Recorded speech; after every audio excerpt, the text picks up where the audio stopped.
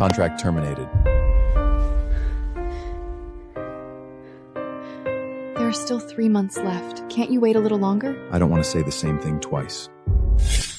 I knew this secretive, kept relationship would come to an end sooner or later, but I didn't expect it to be today.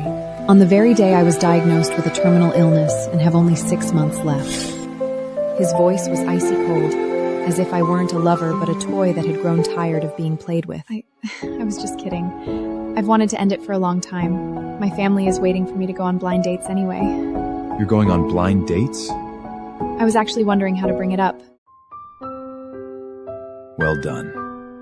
I didn't dare look at his expression, nor did I dare guess his thoughts. The only thing I could do was to leave with as much dignity as I could muster. The next morning at 10 o'clock, Connor's assistant, Dean, appeared at the door as expected.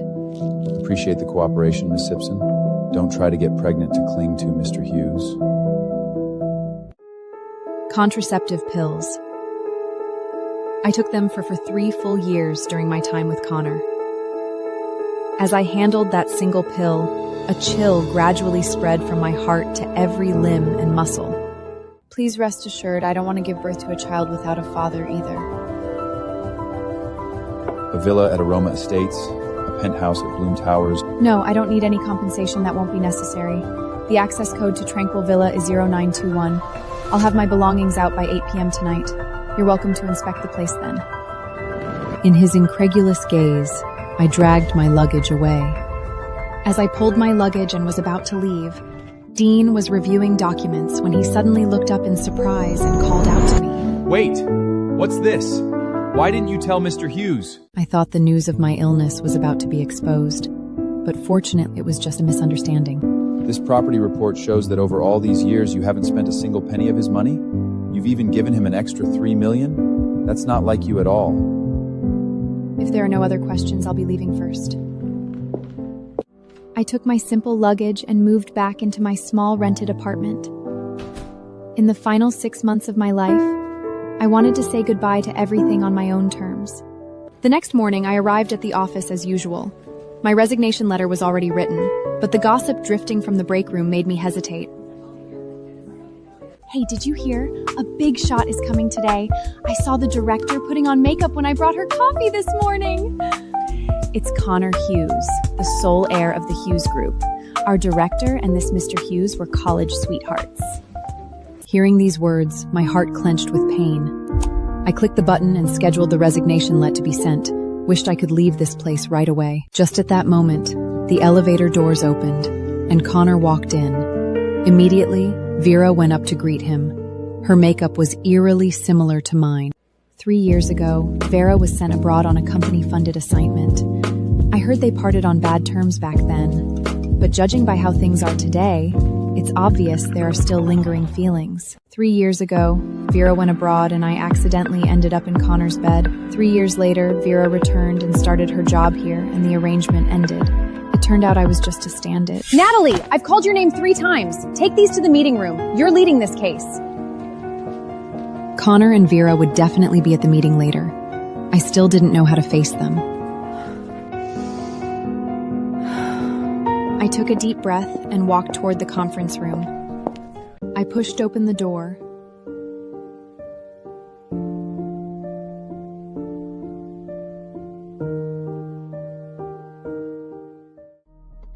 Miss Dawson, your company has some standing employees. This lady surpasses even the most attractive escort I've encountered in the most exclusive clubs. Vera only frowned briefly before casually steering the conversation back to the contract. Halfway through the meeting, Vera used an excuse and left with Connor, leaving me alone to face Caleb.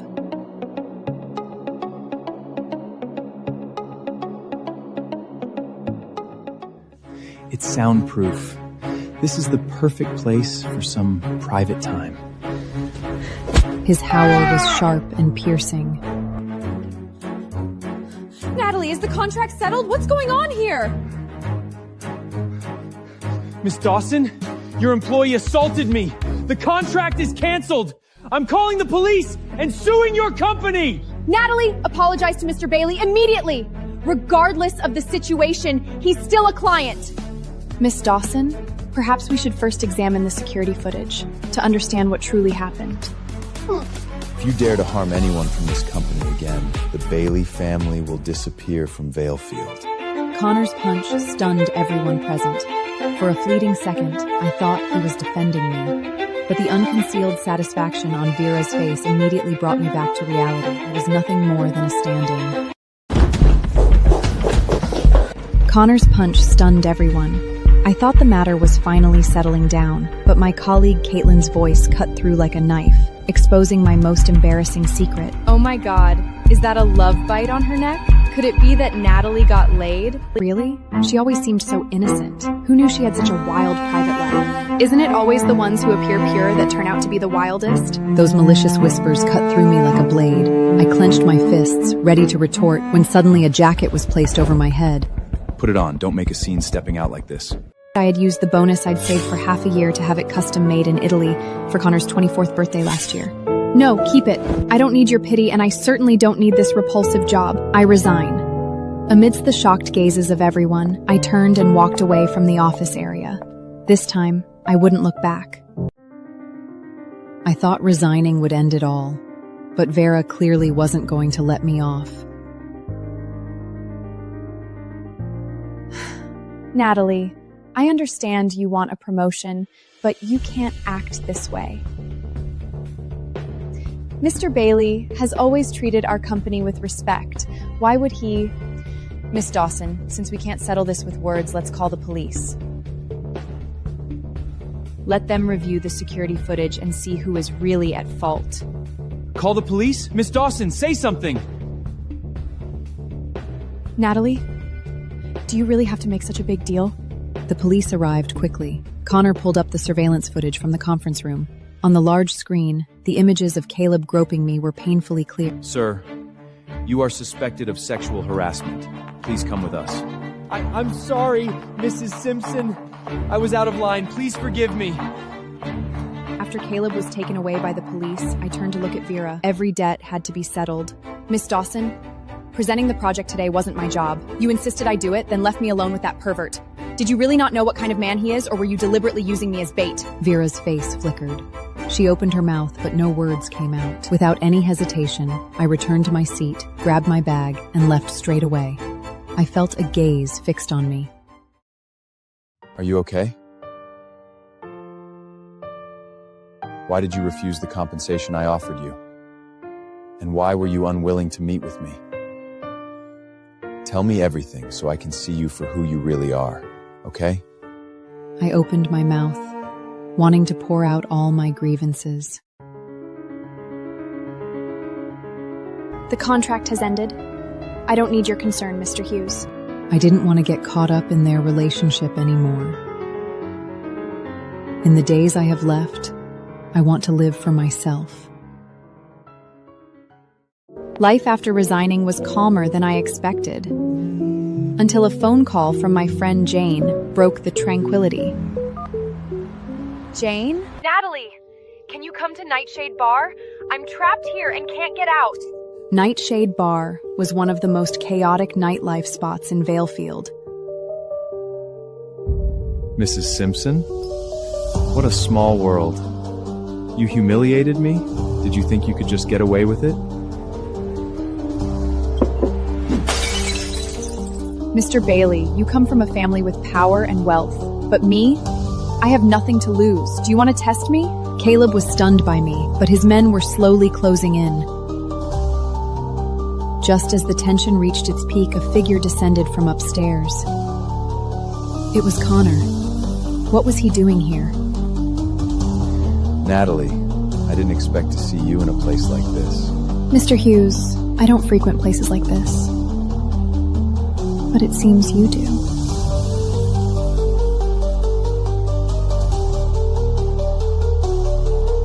I just did you a massive favor. You know what that means, don't you? The way he was looking at me was all too familiar. It was the look of a predator sizing up its prey. I was pushed into the lavish hotel suite and fell onto the plush bed. Connor looked down at me, a hint of mockery at the corner of his lips. Your contract ended yesterday, and today you're already throwing yourself at someone else? Are Are you that desperate? What about you and Vera? Do you think I can't see what's going on? After the argument, there was endless silence. Connor sat up, took out a checkbook from the nightstand, signed his name, and tossed it onto the bed in front of me. You did well just now. Write in whatever number you want. What do you take me for? A call girl who can be dismissed with money? Whatever you think, tomorrow I won't have Dean deliver the pills to you. Will we get married? Are you making my child an illegitimate child? Besides, would Vera even allow this child to exist? I didn't want to listen to his answer and quickly interrupted him. Don't ever show your face to me again. For 3 years, I thought there was at least something between us. But in his eyes, I was no different from any woman who could be bought. Back at the apartment, I soaked in the bathtub until the water went cold. Connor's face lingered in my mind. I closed my eyes and let myself sink beneath the surface. The next day, Jane and I made plans to visit Phoebe. But when I pushed open the door to her room, it was completely empty. Where's the patient from room 1203? Miss Cooper has been transferred to room 1013. Why the sudden transfer? And to a regular ward? Someone's using their influence to take the room. Follow me. I returned to the 12th floor and pushed open the door to Phoebe's old room. A well-maintained middle-aged woman was half lying on the bed. Natalie, what are you doing here? This is my mother's room. This was my friend's room. She's critically ill and needs a quiet place to recover. Your mother is just here for a routine checkup. Why are you occupying this room? Oh, young lady, don't be so angry. It's just a room. I'll give it back to you if you want. If the doctor says she should stay, then she should stay. Mr. Hughes, this room belongs to my friend. Her condition is serious and she needs a quiet environment to recover. I understand you're standing up for your friend, but you can't be so aggressive. People might think... What you need is money. Understand? We took your room. Take this as compensation. Connor, what are you doing? The hospital arranged this room. Why should we pay for it? I looked at the $500,000 check, my heart turning to ice. In his eyes, I was, after all, just someone who could be bought off with money. I took the check and walked away. Behind me, the sarcastic remarks of Vera and her mother continued without end. I sat down on a bench in the corridor, holding that check. Vera and her mother's words were like needles pricking my heart. I thought I wouldn't cry for Connor anymore, but the tears kept falling uncontrollably. After crying, a sharp pain suddenly shot through my abdomen. I clutched my stomach and forced myself to walk to the emergency room.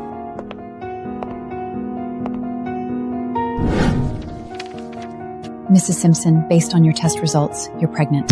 What? That's impossible. I've been on birth control. And based on your previous medical records, the tumor in your body is spreading rapidly. Optimistically, you have 6 months left at most. Surgery? I want to have an abortion. Mrs. Simpson, given your current physical condition, no hospital here would dare to perform that surgery. The risk is too high. I walked out of the examination room with the report and sat down on a bench in the corridor. Pregnant, terminally ill. I was almost out of breath. I can't even save myself. How can I save you?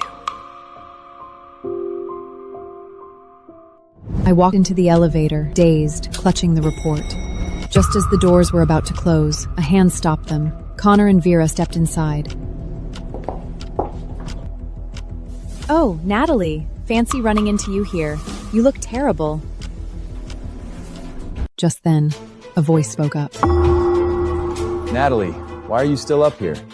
You're... Zayden? The appearance of my high school classmate Zayden was like a ray of light shining into my dark world.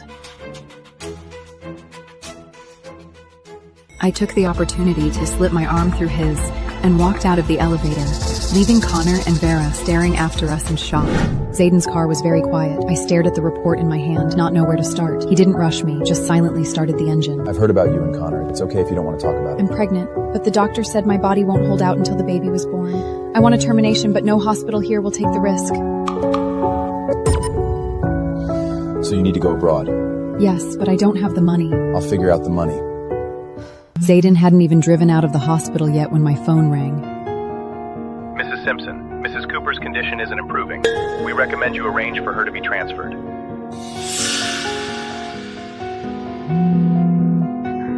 Natalie, I heard Phoebe has to be transferred. What's going on? Not only did they take away Phoebe's hospital room, but they also want to kick her out of the hospital. In this city, if someone didn't have money or power, did they deserve to be bullied? When I arrived, a doctor was talking to her. Mrs. Cooper, your condition isn't improving. Further treatment here is pointless. The hospital has limited capacity, suggesting... What did you say? What kind of doctor are you? Is a patient's life really worth so little to you? Natalie, calm down. I stormed out of the room, ready to confront the hospital director. Mrs. Simpson. Mrs. Simpson, don't do anything rash. I'll tell you the truth. It's Mr. Bailey who wants to make things difficult for you. His family has connections. That doctor was paid off too. Caleb again.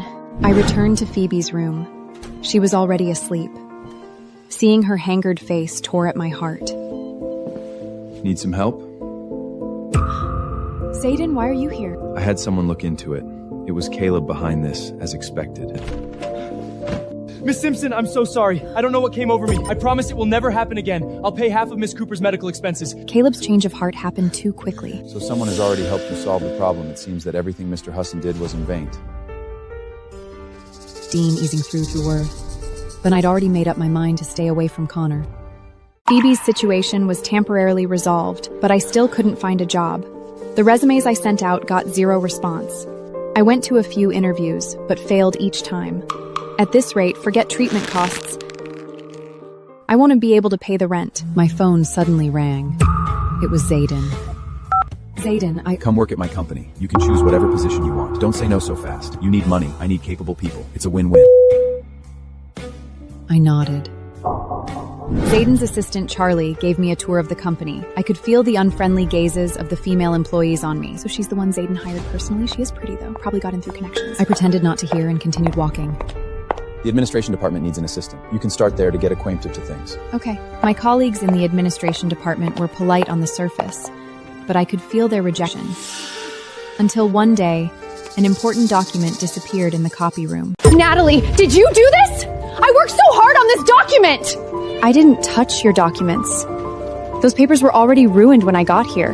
She just started yesterday and now this happens. What a coincidence. Exactly. Who knows if it was intentional? I couldn't defend myself. Ashlyn was the head of the administration department and had Zayden's trust. Everyone was on her side. I became the target of all the blame. If you don't want to work here, just leave. Don't drag everyone else down. Just when I was feeling utterly helpless, Zayden appeared. I've already pulled the security footage. Want to see it? Boss, I think I might have remembered it wrong. Zayden's appearance silenced everyone. He plugged the USB drive into the computer and the copy room appeared on the projection screen. Ashlyn, you put the document into the shredder yourself.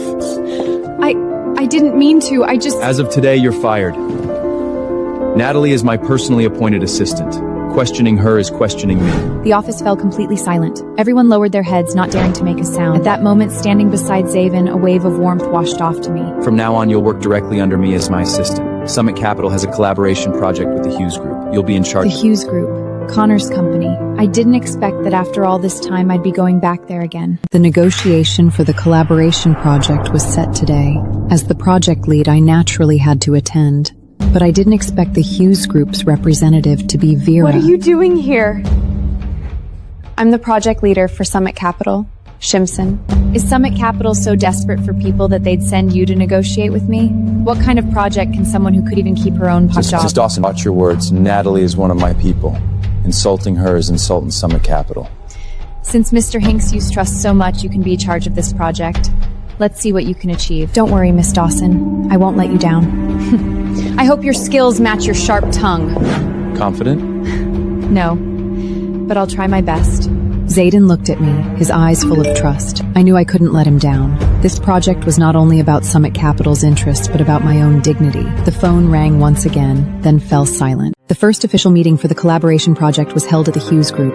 All the senior executives were present. The atmosphere was serious and oppressive. Everyone, this is the project lead from Summit Capital, Natalie Simpson. She used to work at our company before jumping ship to Summit Capital. Let's begin. Vera's words sparked curiosity and suspicion among the executives present. I could feel the dismissive and contemptuous glances directed at me.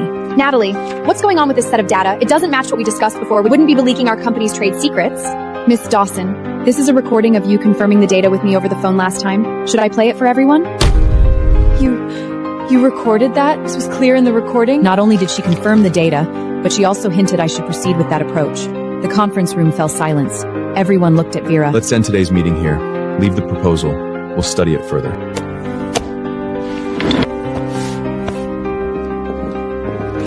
After the meeting ended, I packed up my things to leave. Suddenly, a wave of dizzies hit me. The vision went dark and I was about to fall. Thank you. I'm fine. I clutched the documents and walked out of the conference room without looking back. Connor's gaze followed me, but I didn't turn around. I couldn't turn back. After the collaboration project got on track, Meetings became more frequent. Today was another lengthy meeting, and everyone looked exhausted. Natalie, since you've gone sway to our companies, why not buy Treat a Body for a cup of coffee? I could hear the malice in Vera's words clearly. Buying coffee for 30 people would cost at least $1,000. She wanted to drain my wallet and embarrass me in front of the company. Miss Dawson, as I recall, you're the host here. It wouldn't be proper to ask a guest to treat, would it? Fine, I'll treat. Everyone's worked hard. Have some coffee to perk up.